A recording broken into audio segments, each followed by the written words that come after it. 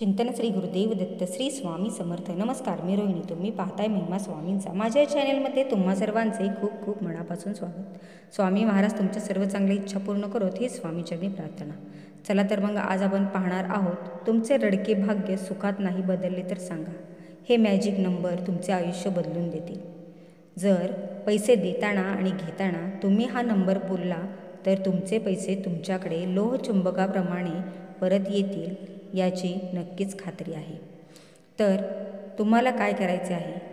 तुमच्या मनात कधी आता बघा, तुमच्या मनात कधी हा प्रश्न आला आहे का की मी खूप पैसे कमवतोय किंवा मी खूप मेहनत करतोय आणि तरीही मला काही फळ मिळत नाही, आशीर्वाद मिळत नाही. मी खूप कर्ज फेडण्याचा प्रयत्न करतोय पण कर्ज माझ्यावर वाढतच आहे.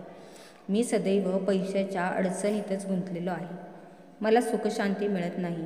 कारण आजकाल माणसाला त्याच्या गुणांवरून पारखले जाते ते नंतर. अगोदर बघितले जाते की त्याच्याकडे काय आहे, तो किती सोने घालतो. याचा अर्थ त्याच्यात खूप काही आहे, तरच त्याने इतके पैसे कमावले असतील. त्याला ज्ञान आहे, कारण त्याचे स्वतःचे घर आहे, स्वतःची गाडी आहे, स्वतःचे स्टेटस सिम्बॉल आहे. जरा विचार करा, शहाणपणाचा पैशाशी काही संबंध नाही असे लोकांना वाटते.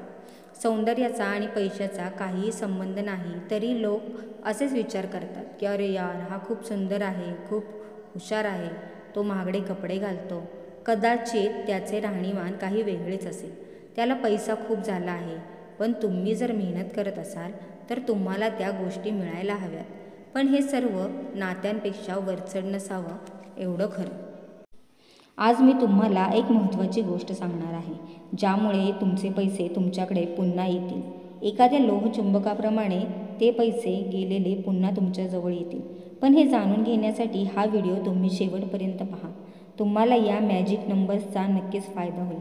आणि हो, जर तुम्ही आपल्या चॅनलवर नवीन असाल तर तुम्ही सबस्क्राईब करायला विसरू नका, म्हणजे आमचे नवीन व्हिडिओचे नोटिफिकेशन तुम्हाला मिळत राहील. आज मी तुम्हाला एक गोष्ट सांगणार आहे. जेव्हा तुम्ही कुणाला पैसे देता तेव्हा पैशांबद्दल काही गोष्टींचे भान ठेवायला हवे.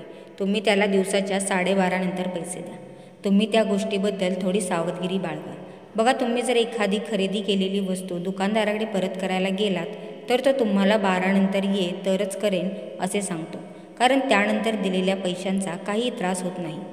जर तुम्ही पैशांची देवाणघेवाण करत असाल तर तुम्ही ही देवाणघेवाण दुपारी 12:30 नंतरच करावी. संध्याकाळी कोणाकडूनही पैसे घेऊ नये आणि कोणालाही पैसे देऊ नये. खास करून संध्याकाळी 6 ते 7:30च्या दरम्यान तुम्ही हे करावे. तुम्हाला कोणत्याही प्रकारे त्रास होणार नाही. मी तुम्हाला आणखी एक गोष्ट सांगते की बघा, काही लोकांना ना खूप आनंद होतो की आमच्याकडे खूप पैसे आहेत, मग ते तुम्हाला तुमची अंगठी दाखवतील. तुम्ही त्यांना तुमच्या गळ्यातील साखळी दाखवत असाल किंवा तुम्ही तुमचा महागडा मोबाईल दाखवत असाल.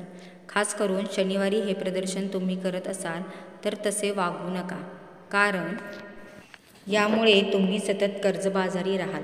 पण जर हे सर्व एखाद्याला न दाखवताच दिसले तर ती वेगळी गोष्ट आहे. पण जर तुम्ही ते दाखवले तर ते तुमच्यासाठी अडचणीचे ठरू शकते. तुम्ही या गोष्टी लक्षात ठेवल्या पाहिजेत. जेव्हा तुम्ही एखाद्याला गुंतवणुकीसाठी पैसे देता, जसे की आपण पैसे बँकेत ठेवतो, बचतीसाठी ठेवतो किंवा आपण कोणतीही पॉलिसी घेतो, काही जमीन खरेदी करतो, अशी कोणतीही गुंतवणूक ज्यातून तुम्हाला मोठा फायदा हवा असेल, तर तुम्ही ही गुंतवणूक 9 तारखेला केली तर नक्कीच तुम्हाला त्याचा फायदा मिळेल आणि पैसे खूप चांगल्या स्वरूपात तुमच्याकडे परत येतात.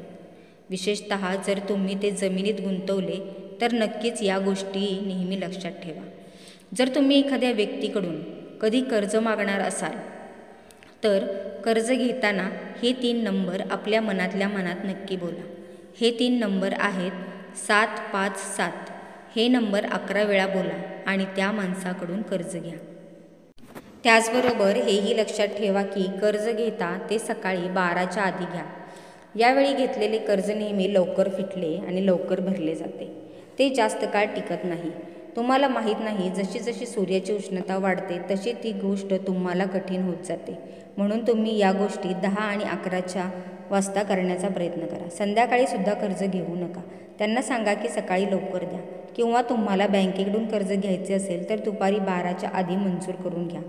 आता तुम्हाला तुमचा पगार एका निश्चित अशा कोणत्याही तारखेला मिळतो. पण त्या पगारातून पैसे काढून ठेवावेत. आणि जर आज महिन्याच्या 5व्या दिवशी दुसऱ्या दिवशी पगार मिळत असेल तर त्यातून थोडी रक्कम बाजूला काढून ठेवा. किंवा समजा तुम्हाला पगार नाही मिळत तर महिन्याच्या 5व्या दिवशी म्हणजे 5 तारखेला जर तुम्हाला 2 पैसे मिळत असतील तर तेही बाजूला ठेवा. तुम्ही जे काही करत आहात त्यातील थोडे पैसे बाजूला ठेवा, पण ते पैसे स्वतःकडेच ठेवा. 5 ही तुमच्या जीवनातील स्थिरतेची संख्या आहे. तुमच्या जीवनातील स्थिरतेचा आकडा तुम्हाला पैसे देऊन बरकत देण्याचे काम करत असतो. म्हणून तुम्हाला तुमच्याकडे स्वतंत्रपणे पैसे ठेवावे लागतील. हे पैसे 5 तारखेला तुमच्या बँकेत तुमच्या हाताने कॅश जमा करा. तुम्हाला थोडे कष्ट पडतील, पण जर तुम्ही हे रेग्युलर करत असाल तर त्याचा फायदा तुम्हाला नक्कीच दिसेल. खूप महत्त्वाचे सांगते, तुम्ही जर एखाद्या व्यक्तीला कर्ज देणार असाल आणि त्या व्यक्तीकडून तुमचे कर्ज बुडवले जाऊ नये, ते तुम्हाला परत मिळावे असे वाटत असेल तर तुम्हाला एक विशेष गोष्ट लक्षात ठेवावी लागेल. 888 हे अंक तुम्हाला मनातल्या मनात 6 वेळा बोलायचे आणि त्यानंतर आपल्या उजव्या हाताने तुम्हाला त्या व्यक्तीला कर्ज द्यायचे आहे. म्हणजे ती व्यक्ती तुमचे पैसे बुडवणार नाही, तुमचे कर्ज ती वेळेत फेडेल. कर्ज देताना अजून एक गोष्ट लक्षात ठेवा, ती म्हणजे जर तुमच्या कुंडलीत शनी राहू एकत्र असेल तर तुम्हाला त्या पैशाचा परतावा नक्कीच मिळेल. पण जर तुमच्या कुंडलीत शनी केतू सूर्य राहू एकत्र असतील तर तुम्ही आयुष्यात कधीही कोणाला आर्थिक मदत करू नका. तुमची फसवणूक नक्कीच होईल. तुमच्या खिशात 10 रुपये असले तरी ते पैशातून तुम्हाला फायदा कसा मिळेल हे जाणून घेण्यासाठी रात्रीच्या वेळी हे 10 रुपये आपल्या देवी देवतांच्या चरणी ठेवा आणि त्यातले काही पैसे आपल्या पर्समध्ये ठेवा. शनिवारी तुम्ही पिंपळाचे पान स्वच्छ गंगाजलाने धुवून त्यावर चंदनाने स्वस्तिक बनवून 4 वेळा घरडी करून ती पर्समध्ये ठेवा. तुमची पर्स कधीही रिकामी राहणार नाही. हा उपाय तुम्ही नक्की करून बघा. व्हिडिओ आवडल्यास व्हिडिओला लाईक, शेअर आणि सबस्क्राईब करायला विसरू नका. चला तर मग आजच्या व्हिडिओमध्ये एवढीच माहिती होती. पुन्हा भेटूया एका नव्या व्हिडिओमध्ये एका नव्या विषयासह. तुम्हाला आलेले अनुभव आम्हाला कमेंट्समध्ये नक्की कळवा. धन्यवाद. श्री स्वामी समर्थ.